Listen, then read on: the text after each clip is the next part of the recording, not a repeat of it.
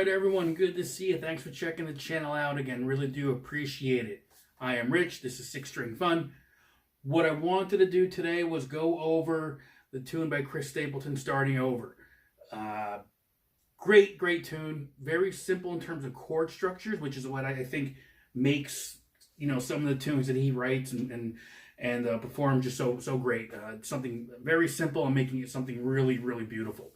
This song, I think, is the epitome of that, in my opinion. So, again, we're going to go over some basic chord structures here in terms, again, capo's going to be on the 3rd fret, so in relation to that, we're looking at, you know, if this is a G shape, but it's a B flat chord. So, we'll take a look at that, but again, the chord structures are going to be G, C major with a C, so we're going to go back and forth between that, D, E minor, there's a C add 9 that we use in the chorus. Bridge, you're going to be using A minor, E minor, and then also there's a G and a D in the bridge as well. So pretty straightforward, pretty simple. This particular tune going out to my buddy Mike. Mike is actually in the process, as I do this right now, moving from Jersey going down south. So Mike, all the best to you and your family. You know, we'll be in touch soon. I know we got some plans for some gigs up here and down there, so looking forward to it. Hopefully you enjoy this. Hopefully this gives you something to do when you finally unpack and settle down. You pull out the acoustic guitar, maybe, you know, you can learn how to play this one. Hopefully I do justice for it. So, again, Chris Stapleton, Starting Over. Let's take a look at it. Okay, let's just jump right into this one, as I said. So, Chris Stapleton, Starting Over. If you want to play it in the key of the album, the song itself, you're going to want to put your capo on the 3rd fret to change the key. Obviously, depending on your vocal range, if you're going to do the solo acoustic, you can obviously move the capo or not even have the capo, whatever is best for you. But if we're going to do it in the key of the song, we're going to do it this way. And all we're doing is, it's just a handful of chords. I mean, again, I'm going to be calling out the chord shapes in reference to, you know, how it's relevant to the capo. So even though this is technically a B flat chord, it's a G shape. So I'm going to kind of just go off of the shapes, okay? So it's going to be a G, a C major, which is just basically a C, but you're bringing off your index finger from the B string, so it's open, right? Right there. D. And then you're going to have a full C at some point. And then for the chorus, it's going to be an E minor. Now, there's a couple ways you can do this, and I say make this however is easiest for you. You can play the full chords, which is an E minor. The bass note is the D, or I should say is the D shape, but the F sharp bass note, and then a G. And then the second part of the chorus is going to be the C add 9 sort of thing. Back to that D again with the bass note, and then a G. And then the bridge, we're going to throw in an A minor, an E minor, and then the other chords we've already gone over. So let's just kind of go over it. There's a couple parts to this, couple sections of the song that I think lend itself well to how the song kind of flows. And one is definitely the strumming pattern, right? So what am I doing there?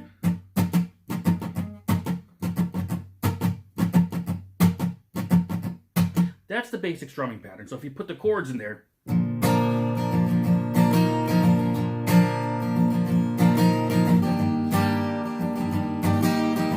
so what's that? So what we're doing, we're taking that strumming pattern, and now with the chords, we're going with the G shape, okay? You really, I mean, traditionally you probably play the G like this, right? You're going to want to do it this way because you're going to be using your index finger for the suspended chord right here. So what that means is you're playing a G, okay? So it's 3rd fret on the, again, I'm going in relation to the capo, so it's 3, 2, open, open, open, 3, okay? And then you're going to just be adding that part of it right there.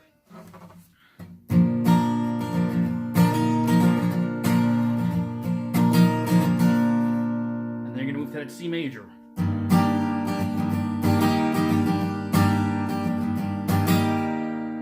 So that's basically your intros, we'll call it, okay?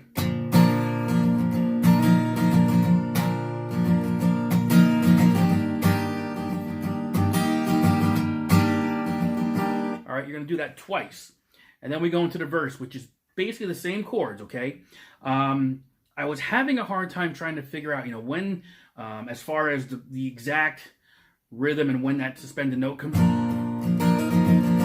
and I'm pretty sure, to make things easy, if you listen to the tune, all of it, or if not most of the song, anytime there are vocals involved, you are not doing anything on the suspended part of the song, the chord, I should say. So when the verse comes in, you're just kind of playing that chord.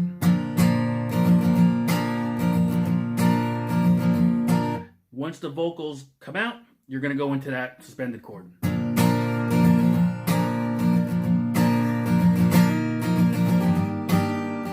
And that pattern should continue the whole song. So if you weren't, I mean, it's kind of tough just kind of thinking about the rhythm piece of it and when to bring that in. But I'm pretty sure if you just listen to the tune, whenever there are no vocals, you can do the suspended on and off. Whenever he's singing, it's just a straight chord. So check that out and tell me if I'm right or wrong, but I'm pretty sure that's how I approached it.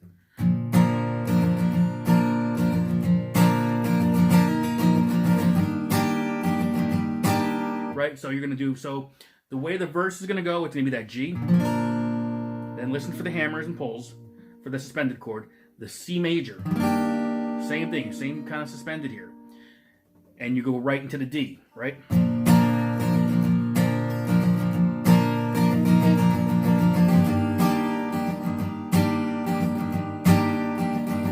To the D. So what he's doing there is when he goes to the D, again, same thing, listen for the vocals. It's going to be a full D. When the vocals come out, you're actually going to lift up your it's my middle finger for the D chord, so that the E is open. And it's an interesting strumming pattern because it's very prevalent on this chord here. So, okay, to a full C. Back to the D, to the G. So, I'm going to put the chords all together, not exactly in time, but just to give you an idea.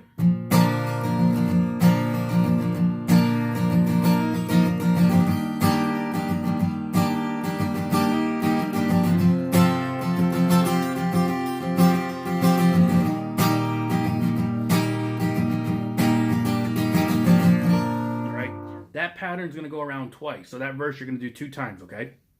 And again, the timing wasn't exact, but you've got the chord structure there. I believe that's what I'm hearing. We're going to go to the chorus. Chorus is kind of funky. You would think a chorus is just a couple chords, but it's very quick changing chords. So that's when I told you I go back to the E minor, that D with the F sharp in the bass, to a G, to a C add 9, to a D, with that bass note again, to the G. Or if you want to just play bass notes. And then it's,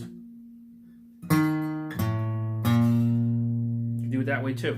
So, but in between those, I guess you can break it down to, 3 chords here, right?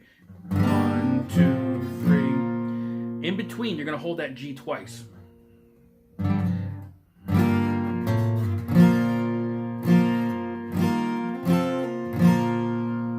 So it's a really tricky turnaround type of thing. So altogether, it's going to be.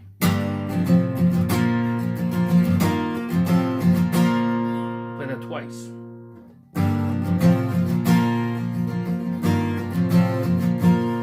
And you'll see me playing this. I'm changing it up. Sometimes I play a full E minor, but the second time in the chorus, I'm actually going to an E minor with these notes in there. I don't know if that's probably not correct, but it's just kind of easier for my hands. Again, if you just want to go bass note,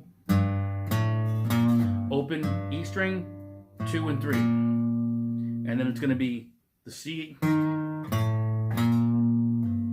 then you're going to go to the, after you've done that twice, you're going to go back to the D.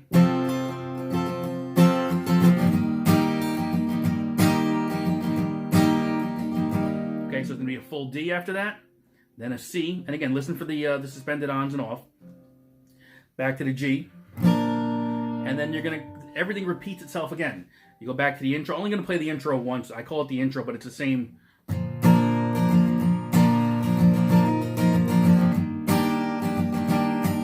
Right, and it goes right back into the verse and to the chorus. Okay, when you've done that twice, you're going to come back out to that again. I'm calling it the intro because it's just those 2 chords.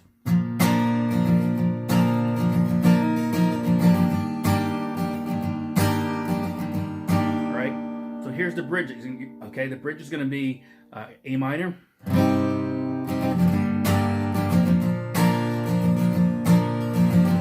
minor, E minor, D. Okay, that's basically it. Okay, so you're going to do that. You're going to hold that D a little bit longer though. So the bridge is going to be.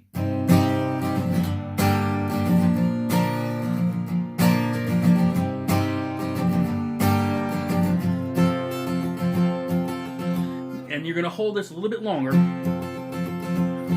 and right from there, and this is probably where I've had the most trouble, just as again, your hands want to go somewhere and it's supposed to go somewhere else. You go right back into the chorus. So right one time.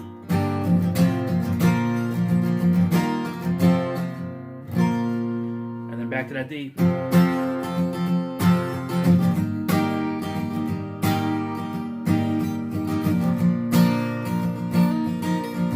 Back to that intro.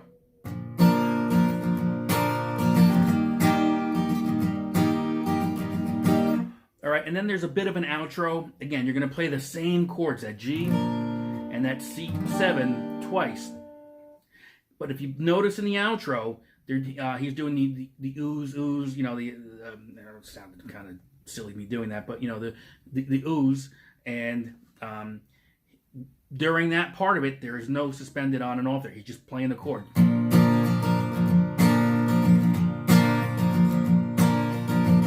the C. But I believe there is a suspended on and off there. So just listen to that.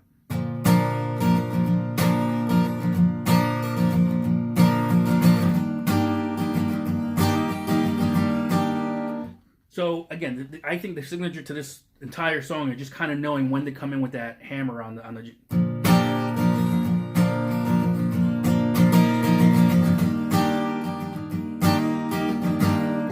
So again, I mean that's the basic structure of the song. So if you listen to it, you should get it. So the intro, those are the two chords. Verse is going to be the same thing. We're going to a D, to a D suspended too. C to a G, okay, and then you're gonna go into the chorus, which is one more G. So that's your chorus, and usually you're doing it twice every time you do it. So again, another G to the C, D, G. All right, the bridge. A minor, E minor, G. Repeat the first two. A minor, A minor, E minor, D. And you got to accent this D. Back to the chorus.